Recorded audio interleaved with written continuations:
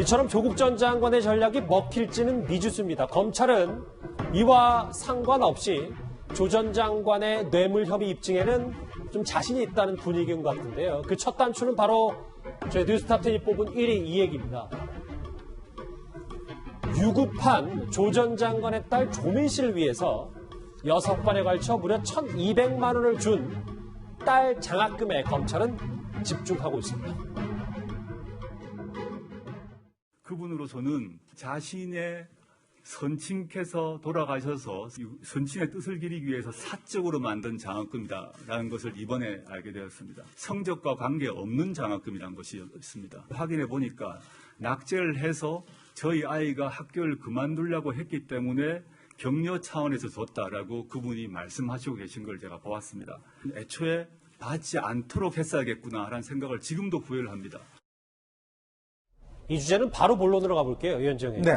1,200만 원 정도의 장학금이 어제 한 언론 보도에 보니까 장학회 기금이 아닌 개인 계좌에서 빠져나갔다. 이 네. 부분이 지금 포인트. 그러니까 이게 지금 언론 보도를 통해서 밝혀졌는데 일단 저 사실의 말이 사실이라고 한다면 굉장히 좀 중요한 문제인 것 같습니다. 왜냐하면 장학회라는 게 어떤 면에서 공적인 기구 아니겠습니까? 그러니까 장학회 기금이 있으면 그 기금의 뭐 이자라든지 이런 걸 통해서 이제 장학금을 주는 거거든요. 근데 지금 이 노한중 지금 원장 같은 경우는 이제 부친이 선친이 남기신 이제 그 부의금이라든지 이런 걸 조성을 해서 소천 장학금이라고 장학 재단을 만들었습니다. 자, 그걸 이제 본인이 의대 다니는 학생들한테 1년에 한 명씩 정도 이렇게 장학금을 준 것인데 다른 학생들 같은 경우는 다 이 장학금 계좌에서 돈이 흘러갔다고 그래요. 그렇죠. 그러면 뭐 정상적으로 간 것이죠. 근데 유독 조국 전 교수의 딸에 대해서만큼은 6학기 연속으로 1,200만 나갔는데 이거는 개인 계좌에서 줬다는 거죠. 그럼 이거는 개인 장학금인데 말이 좋아 개인 장학금이지 한편으로 보면 개인이 그냥 돈을 준 겁니다.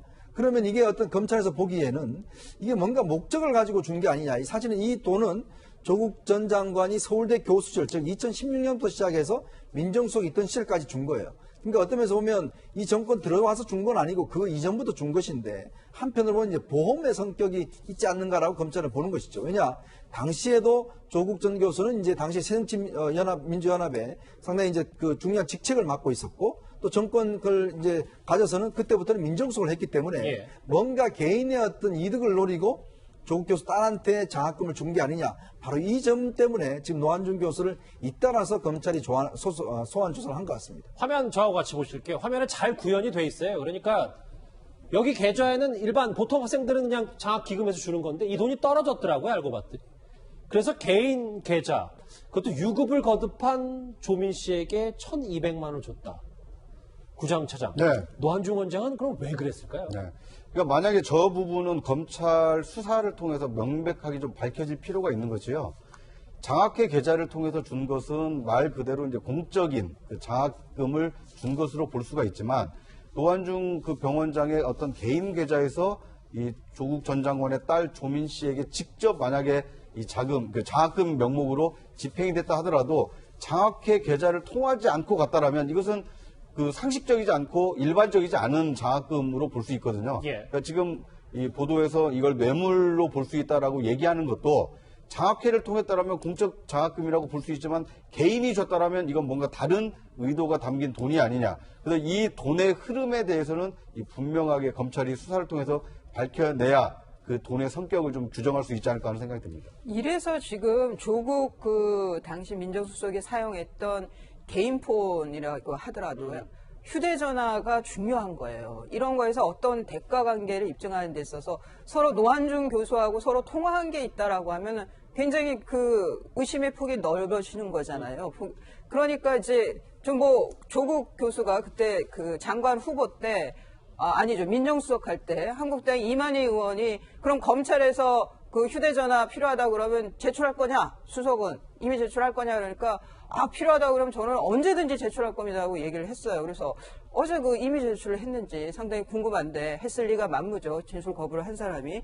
그렇다 그러면은 정말 이런 것 때문이라도 조국 그 당시 수석이 쓰던 휴대전화는 상당히 중요하다. 예.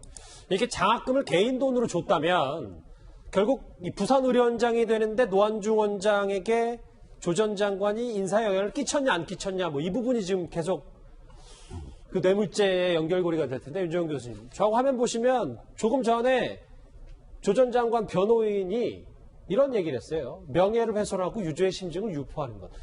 뭐가 명예를 훼손하고 뭐가 유죄의 심증을 유포한다는 내용입니까?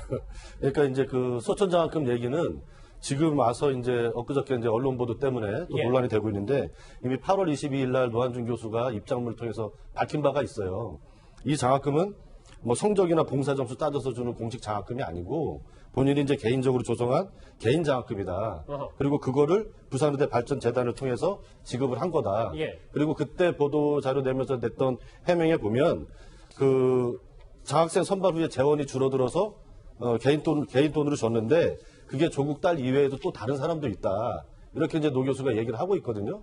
그래서 제가 봤을 때는 그것만 이제 분명히 밝혀지면 될 것 같아요. 그 혜택을 조국 전 장관의 딸만 받았는지 아니면 노 교수가 준 다른 학생도 있는지 그러면 좀 논란이 좀 잦아들 것 같고 예. 6학기 연속으로 장학금을 줬다 이것도 2018년 2학기에는 유급을 당해서 유급을 안 당하는 걸 조건으로 약속으로 장학금을 주기로 했기 때문에 유급을 그 2018년 2학기에는 유급을 당해서 주지 않았다. 이렇게 이미 얘기를 하고 있거든요. 그래서 물론 법원에서 이제 사실관계가 분명히 밝혀져야 되겠지만 그동안 이제 노 교수나 조국 장관 입장에서 이제 그렇게 얘기를 하고 있는 것이고 저 지금 뇌물 얘기는 상당히 좀 심각한 얘기거든요. 저 돈이 장학금이 뇌물이 되려면 조국 장관이 정권 교체 되기도 전입니다. 이제 그 당시에 이제 민주당 쪽에서 역할을 하고 있었지만 여러 가지 이제 조건이 충족이 돼야 돼요. 비대위원 이런 걸 맡았었나요? 그 당시에? 그렇죠. 이제 그런 역할을 맡았었는데 예. 정권 교체가 돼서 문재인 후보가 대통령이 되고 물론 이제 대통령 후보가 확정이 되는 단계도 있어야 될 것이고 대통령이 당선이 되고 조국 씨가 그 당시에 조국 교수가 상당히 청와대에서 중요한 직책을 가질 것이다. 그리고 그 후에 노 교수가 나는 부산의료원 원장으로 가기 위해서 조국 교수의 힘이 필요하다.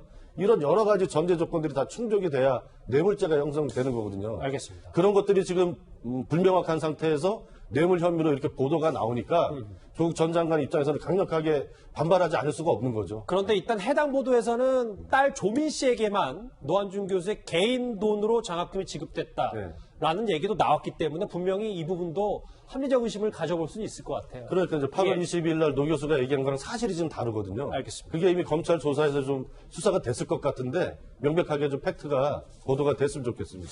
이렇게 딸 장학금에 대해서 새롭게 지금 대가성 의혹이 나오면서 조국 전 장관과 노한중 부산의료원장 이 두 사람의 관계를 저희도 다시 한번 짚어봐야 될 것 같습니다. 노한중 원장님과 만찬을 했다는 보도를 보았습니다. 참 저로서는 다시 한번 약간 어이가 사실 없었습니다. 밀실에서 밥을 먹은 게 아니라 모든 사람이 다 있는 공개된 자리에서 참석한 사람들과 밥을 먹고 그 이상도 그 이하도 아니고 그 자리에서 장학금 얘기가 나올 수도 없고 장학금 얘기를 부탁한 적도 없습니다. 맞아요. 다시 또 우리가 복습하는 또 예습하는 생각도 들어서 구자홍 차장 네. 수상한 만찬에 대해서도 그때도 참 주목을 많이 했었거든요. 두 사람에 대해서. 네. 그러니까 이제 저 만찬이 왜 있었느냐 하면 조 전 장관의 어머니가 그린 그림을 그 노한준 교수가 병원장으로 있는 병원에 기증을 한 이 기증식을 마친 이후에 그날 만찬을 한 거거든요. 그런데 공교롭게도 당시 만찬을 했던 시점에 조 전 장관의 딸 이 존민 씨는 유급 상태였습니다. 의전원에. 그래서 이제 유급을 해서 이제 학교를 좀 쉬고 있는 상태였는데 그 만찬이 있은 이후부터 그 6학기 동안 내리 이 노한중 그 원장이 이 조 전 장관의 딸에게 이 매 학기마다 200만 원씩 1,200만 원의 장학금을 지급했기 때문에 당시 유급하던 상황에 있던 딸의 어려운 처지를 혹시 만찬 자리에서 얘기하고 그 사실을 알게 된 노 교수가 이 조 전 장관의 딸에게 장학금을 지급한 거 아니냐 이런 합리적 의심이 싹 트는 그 시발점이 되는 것이 바로 그 만찬 장소기 때문에 굉장히 좀 주목을 받고 있는 것입니다. 그런데 저희가 이 얘기를 하다 보니까 뭔가 갑자기 떠오르는 게 있잖아요. 화면에 이거요, 윤정희님. 이게 조 전 장관 이슈가 막 시작됐을 때 한창 뜨거웠던 논란, 여러분도 다 기억을 하실 텐데, 이 부분이에요. 아까 전 걸로 볼까요, 먼저? 그러니까, 노한중 원장이 대통령 주치가 누가 되는데 강대한 교수가 되는데 이력을 담당했다라는 그 부분이에요. 네, 이게 이제 아마 그 압수수색이 있던 날 기자들이 이제 노한중 교수의 컴퓨터 PC에서 이 문건을 이제 봤는데 이 문건이 뭐냐면 부산 의료원장으로 이제 본인이 이제 신청을 하면서 그게 내가 뭘 했다라고 이제 하는 어떤 자기 이력 관련된 그런 이제 글입니다. 근데 그 글에 보면 무슨 이야기가 있냐면 양산 부산대병원의 강대한 교수가 대통령 주치가 되는데 이력을 담당했다 이런 이야기가 있어요. 맞아요. 왜 그러냐 하면 사실은 이게 이제 대통령 주치는요. 그동안 서울대와 그다음에 이제 김대중 대통령 시절에 연대가 이제 그 주치가 됐습니다. 대통령 주치 같은 경우는 굉장히 어떤 병원 측, 즉 의사들 내에서는 굉장히 중요한 명예스러운 자리입니다. 대부분 또 이게 어떤 면에서 보면 대통령과 인근 거리에 있는 의사들이 이제 담당을 했고 특히 이제 서울대 같은 경우는 바로 이제 이 동숭동에 있기 때문에 청와대와 가깝거든요. 그래서 이제 서울대병원 의사들이 항상 이제 대통령 주치를 맡아왔었어요. 예. 근데 당시에 이제 최근에 강대환 교수가 이제 이 주치를 맡는데 그때 깜짝 놀랐습니다. 왜냐하면 양산에 있는 부산대병원에 있는 의사분이 대통령 주치를 한다는 거예요. 이례적이라는 얘기가 좀 굉장히 있었죠. 이례적이죠. 왜냐하면 대통령에 뭔가 문제가 생기면 물론 이제 그 현장에는 병원 의사도 있고 합니다만은 대통령 주치가 중심이 돼서 각 분야별로 이제 의사들이 있어요. 자문 의사들이. 그래서 뭔가 결정을 내리는 단계인데 그러니까 이제 강대환 교수 같은 경우 출장을 KTX 타고 계속 서울로 올라왔다 갔다 해야 되는 거예요. 그러니까 한편으로 봐서는 대통령 지금 원래 집이 자택이 이제 양산에 있으니까 거기 한 게 아니냐는 생각도 있었고 또 혹시 아는 사이가 아닌가 이런 이야기 있었는데 전혀 모르는 사이라고 그래요. 예. 그런 면에서 본다면 양산에 있는 부산대 병원이 주치가 된 데는 이 노한중 교수의 어떤 역할이 있었지 않는가 이런 의문이 있으면서 그 역할은 또 민정수석이 검증 역할을 담당하지 않습니까? 그렇죠. 그렇다 보니까 민정수석이 거기에 조국수석이 등장하는 겁니다.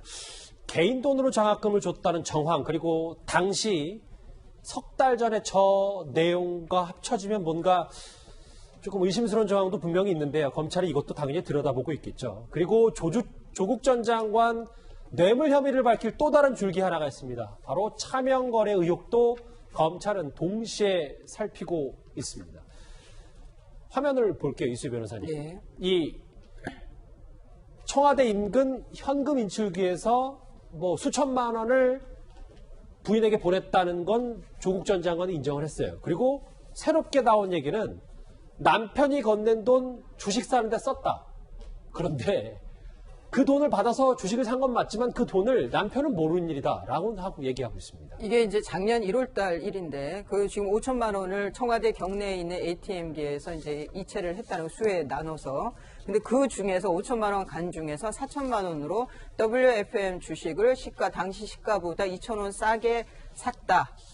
그러면 왜 2천 원 싸게 살 수 있었느냐? 혹시 이게 남편 민정수석인 남편의 영향이 있었던 거 아니냐, 뭐 이런 게 지금 이제 의혹인 건데요. 정경심 교수는 그 4천만 원으로 주식 산 거 인정했습니다. 인정을 안 할 수가 없었을 거예요. 주식 산 돈의 흐름을 밝혀내야 되니까. 증거가 있었을 테니까. 증거가 있었고, 뭐 5천만 원 ATM기 간 것도 다 찍히는 건데 그런 거를 발뺌할 수는 없는 거니까요.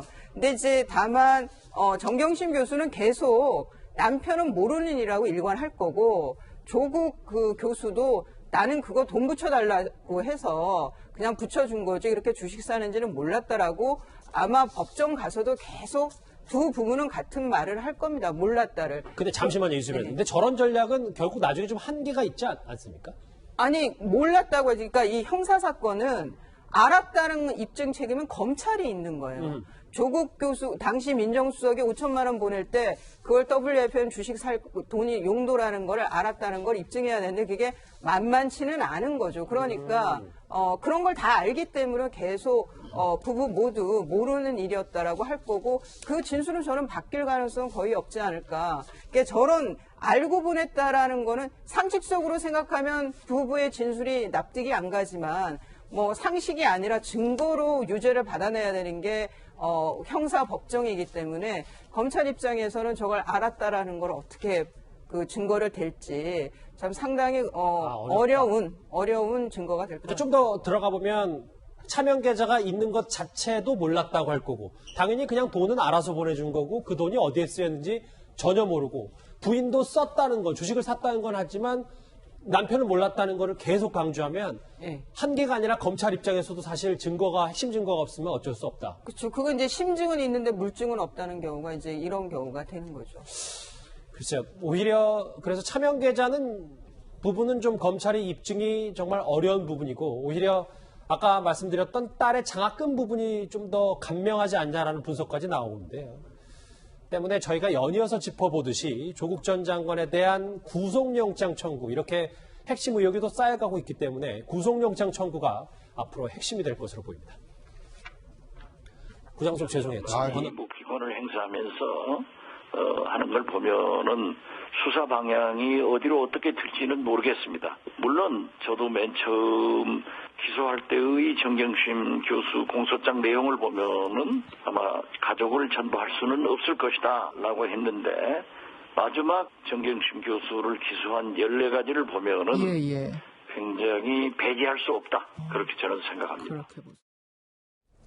박지원 의원의 분석인데 결국 이건 것 같아요. 좀 많은 분들이 주목하는 건 부부 구속이라는 초강수를 검찰이 두느냐. 그런데 그 가능성은 어제 이후로 좀 더 높아졌다라는 분석입니다. 일단 진술 거부권을 행사하고 있기 때문에 검찰이 이 진술 거부하는 사람의 혐의를 입증하기 위해서는 이 구속 수사가 필요하다. 이제 이런 논리가 가능하고요.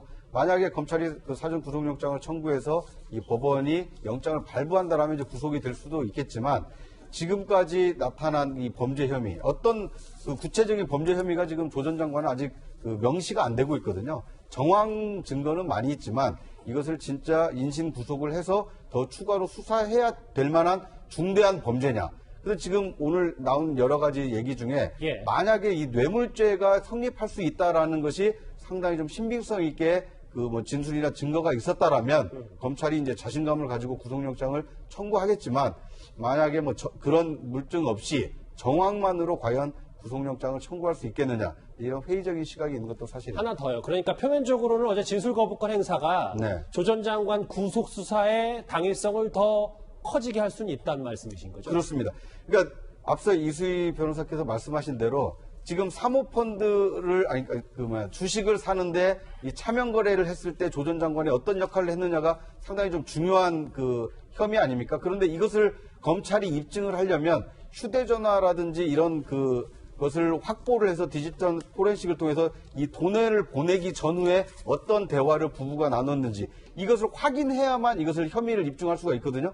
그런데 지금 검찰 수사가 아직 거기까지 나가고 있지 못하기 때문에 아마 이 구속이라는 어떤 초강수를 둬서 확실하게 좀 수사를 하려고 하는 의지가 검찰 내에 있지 않겠느냐 뭐 이런 관측이 나오고 있습니다. 예, 조국 전 장관 아직 이제 수사가 끝나지도 않은 상태인데 구속 얘기까지 나가는 건 좀 너무 과하다고 생각이 들고 지금 이제 정경심 교수에게 제기한 2차 공소장에도 여러 가지 이제 문제점들이 많이 지적이 되고 있지 않습니까? 첫 번째로 이제 가장 큰 문제가 표창장인데 1차 이제 기소장에는 직인을 날인했다, 총장 직인을 이렇게 했어요. 그래서 그 당시에 많은 국민들이 정경심 교수가 총장 도장을 몰래 빼내서 도장을 찍었구나 이렇게들 생각을 했단 말이에요. 근데 지금 엊그저께 나온 2차 공소장에는 워드 프로그램을 활용해서 포토샵을 이용해서 직인을 붙였다. 이게 굉장히 다른 거잖아요, 이게. 국민들한테 전달되는 팩트 자체가. 근데 교수님 말씀 끊어서 죄송한데 만약에 공소장이라는 것도 결국은 추가 혐의가 드러나거나 포착이 됐을 때는 덧붙여지거나 바뀔 수도 있는 건 아닌가요? 바뀔 수 있죠. 그러나 생각을 해보세요. 1차 공소장 제기된 날짜가 조국 전 장관 청문회 끝나기 1시간 전이었어요. 이런 거를 보고 정치적인 검찰의 수사다라고 안 볼 사람이 어디 있겠습니까?